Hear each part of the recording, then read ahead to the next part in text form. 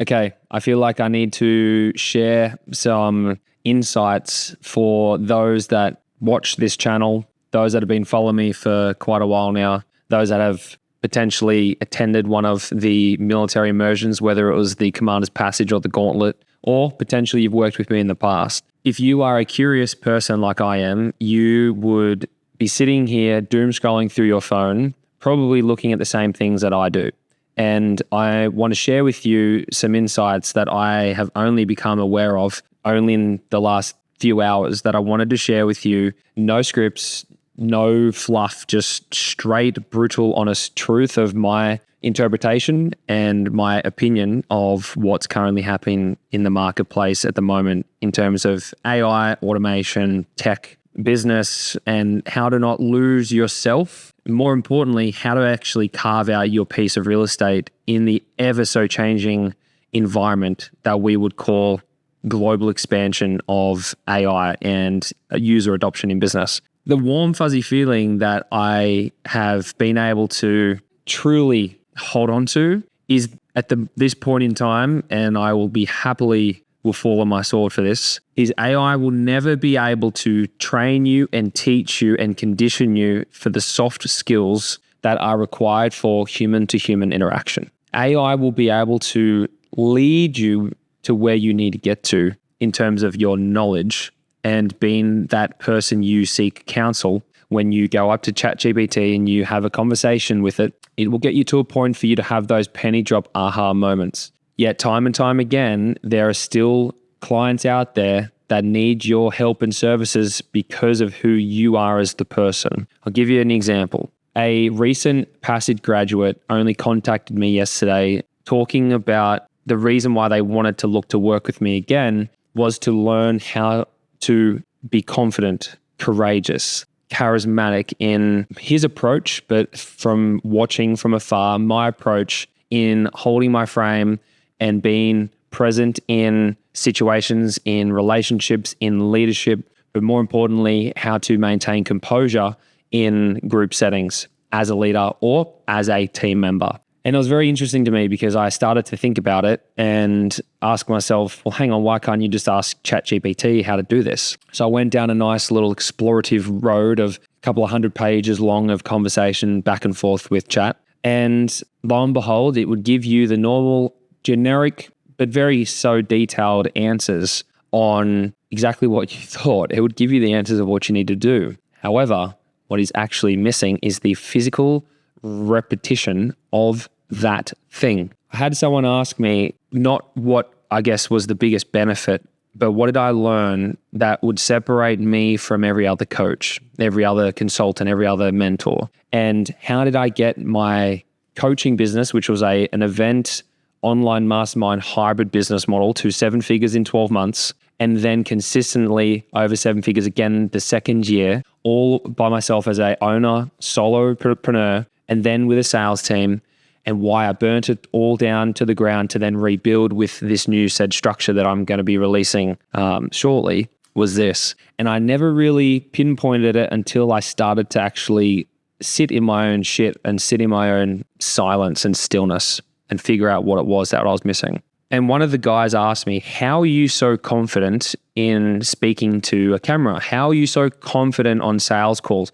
How are you so confident in your content creating when you're running an event and you've got 10, 20, 30 plus dudes all looking towards you for leadership, all looking towards you for direction, all looking forward towards you for answers, for guidance, for support? How do you maintain your composure? How do you speak so well? I've never had a vocal coach. I've never had a voice coach or whatever their title is. When I was 12 and a half, was fortunate enough to join the Army Cadets before I obviously finished school, then transitioned into the military, became an officer, and then went through my military career before transitioning out. And as a young teenage boy, we would learn how to instruct and conduct drill lessons and also theory lessons to other teenage children, boys and girls, and how to learn to project your voice and to deliver a drill instruction. We would stand a few meters, and I'm talking probably 5 to 10 meters, maybe even more, depending on where you were on the parade ground. And you would stand in front of a tree, or you'd stand in front of a car, and you would deliver lessons and instructions to a fucking parked car and tree. Who does that? I did. Everyone else did. Chat can't replicate that teaching. ChatGPT and AI can never strip away your career capital. ChatGPT can never strip away your experience. ChatGPT can never replicate your past. Not just yet. And if it cannot replicate your past and replicate what you have done, it's like going to chat and asking it to help you become muscular or to lose weight.